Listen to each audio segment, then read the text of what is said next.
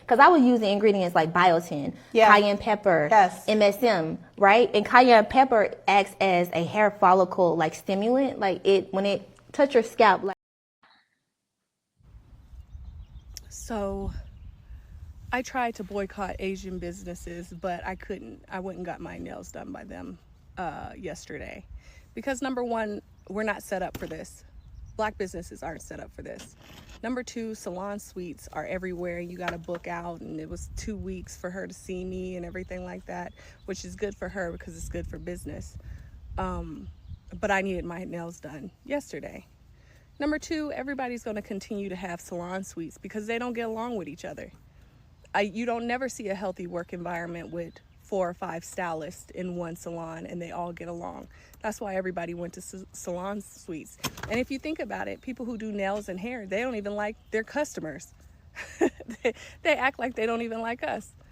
All these rules and regulations you got to follow before getting there. Have your hair washed, have it blow dried. She's not working over somebody else's work. When it comes to the nails, I'm not soaking off somebody else's nails. I'm not doing this, I'm not doing that. They don't like customers. They don't like each other. It's rare that a salon or a nail place full of Black women works in a healthy environment. They're not going to do that. So we're not set up for this boycott. We need them. Honestly, we need them. Like, what are we going to do? Book 2 weeks out in advance? There's no convenience when it comes to the nail techs in my area. So I don't know, y'all. Good luck. I gotta go to the Asians. And what about I gotta take my braids out soon. Where am I gonna get the hair? From you that got it from the Asians? What are we doing? We need a real plan, one that's gonna work.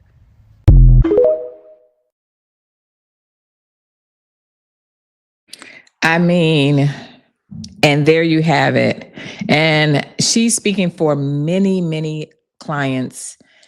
Even before they had the Asian boycott, people were already complaining about the customer service, about all the rules that hairstylists, and now I realize I never really paid attention, but nail techs, people have been complaining. And now that the boycott is in effect, and I'm not agreeing with her, what she's saying, or as far as, not participating in the boycott, but what I am saying is that eventually this boycott will not last long. If even right now, they're probably already going over there and getting the service that they need, because our culture, a lot of the women, and I'm going to show you another video. I popped it up first, but I meant to show that last, about how where that young lady lives is an issue for her. So she has low vibration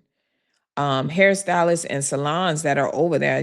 That's my take on it, where they're giving you all these rules. You got to deposit, you got to book 2 weeks in advance. And that, like she said, that's great for you. But for me, she was used to a certain level of service and a certain people respecting their time. Even if they was talking about us, who could care less? Y'all talk about us. Your family talk about you. So what, they talk about you in a different language. This is the mindset, right? I'm talking about the client. So what, they're talking about you. You're getting your service done. It's business. It's not about the family. It's not about anything. I'm paying you for a service and I'm expecting to get that as well. So they're on time. They're already there. You're walking in. You can have an appointment. You can have appointments. You can have appointments and appointments. You can have appointments. And then even if you were last minute, you broke a nail, they have people waiting there to service you. Just like, down and talk about the nail place, just like in the hair place.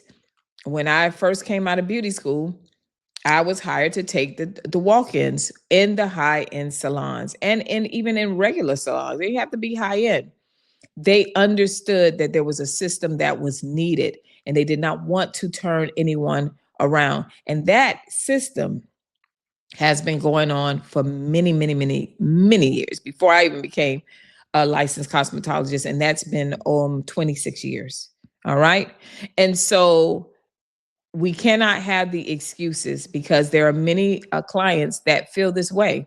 Your service is bad, your customer service is bad, and a lot of the videos that I'm seeing of women and men of service, your mindset, you really have this attitude like you're doing that client a favor. Yes, you're doing your service by, if you have a great gift to design hair and everything else like that. But at the same time, they can get that elsewhere. And that's what they're doing, because we refuse to change. You cannot pour new wine into old wine. That's a biblical saying. You just can't do it. You can't expect to have the clientele, and you may have it right now, but it's going to last only for so long. If you have bad service, if you are a stylist or a nail tech or an esthetician anywhere in the beauty world, and you're offering the service and it's not professional, you don't respect the people's time, you're limited on your gifts, you don't take care of the hair, you could care less about taking care of the hair, you're not able to view the scalp to see if there's any scalp disorders, if the client is even a candidate for the service that you're giving them, you don't have any of those skills, your time is running out. Clients are getting smarter and they're realizing we owe you nothing, right? So I'm the devil's advocate. I'm speaking for the clients and I'm speaking for the hairstylists. So for those of you that are on social media and you're saying, hey, you got to work with us, we're a family, you got to watch Beauty Pioneers. I posted a video, or Don posted a video about the mindset of a lot of people that are in service. Now, as I always tell you, I can find 3 or 4 people who don't believe in what we see on social media. A lot of times, the negativity. There are a lot of hairstylists that are professional, that have a professional environment. And that lady said that they fight amongst each other. That's how I know it's a low vibration salon. Even in other salons, whether it's Black, whether it's Caucasian, whatever the salons are, there may be fighting, but it's kept professionally, because the owners will either put you out, a lot of times, or if it does get out of hand, and things do happen, women are catty, men are catty, right? If it does get out of hand, they will let you go. You can't sit up in there and mess up their business. So I just wanted to go back, because my frustration was the deposits. And I just feel like if I see things like that, and you need me to pay a deposit for, a wash and set, sweetie, I'm not coming to you, because I already know what the environment is like. I already know the professionalism, the level of professionalism, and I already know without a shadow of a doubt, I don't want the low vibration. So because of that, I can take my money and I can go elsewhere. And for you clients that are dealing with that, stop going on social media and complaining about it, and just take your money and go where you can get the service that you know you deserve and that you need, okay? There are plenty of hairstylists that can do all of the services that you're asking for and take care of your hair. That's up to you. At some point, you have to blame yourself, all right?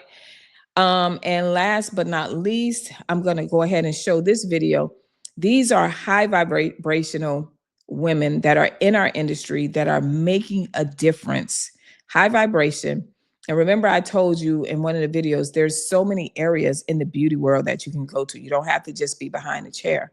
But I want to show you guys the essence of what my world has been like for 20 something years. I haven't really dealt with the low vibration as much. So you take your choice. This is a hairstylist I think that all of you will definitely want to have. Hold on. I don't like that one. Because I would use the ingredients like biotin, cayenne pepper, MSM, right? And cayenne pepper acts as a hair follicle like stimulant. Like when it touches your scalp, like that heat promotes blood flow to the scalp, which can produce like rapid hair growth. Mm-hmm. So you can't put a solid in an oil. It had to be infused. So I started like baking oils literally in the oven and then like making them. And then I had, for lack of a better word, I'd say testers. I was going to say. My clients. Yeah, your clients. Yeah. And I'm curious about when you're creating a product and having that like feedback loop, I'm sure it takes a bit long to get that feedback with the hair growth. How long was it taking for you to see like this is working? About 3 months. Okay, that's actually not bad. Right. So all my clients are like, I made this. I was like, mind if I try it on your hair? Mind if I take before and after pictures? All of them like, sure, yeah. And I started doing it. And women who hadn't had anything, like they started to see like follicles, like pop back up, like fuzzies. And we were documenting it. And I had like the pictures following the process. And then they started seeing it and they was like, I told my friend about it. It was like, I told my friend about it, and they want some. I was like, but I don't sell it, right? Because this is supposed to be proprietary to my salon experience. You know, this is what I got. So this was almost like added value to your salon. You weren't thinking about it as something that you'd be selling as a... not at all. Interesting. It got to the point where these women, because I was doing a lot of clients a day. Like, you know what I'll do? I'll make me a small batch, and I'm like, I'm going to put it up on Facebook when I go to places. Yeah. I made 200 bottles. I want to say it cost me about $350 to make the 200. Mm-hmm. I sold out them the first night. Woo! Yeah.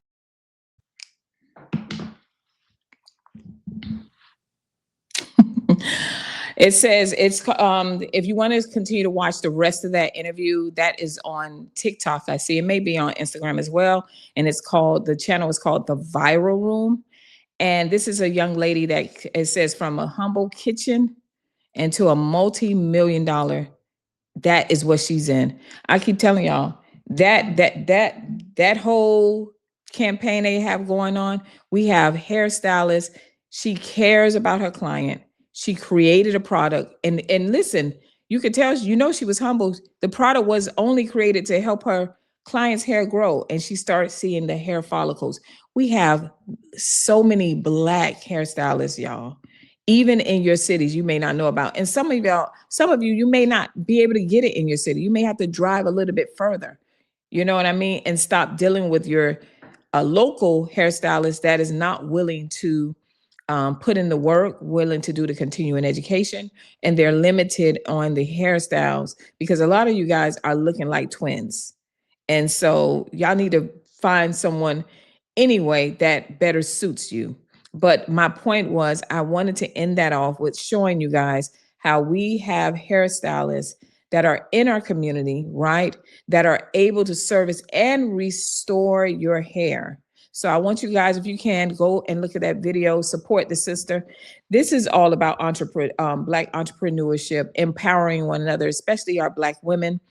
Now, remember, if you would like to get some coaching, right, to restore your hair, to make a transformation, to learn your hair, all right, any of these things, go ahead and click the link. I forgot to click the link or add anything on the last video, but I will be doing that today. I love you guys. And guess what? I will see you next video. Smooches.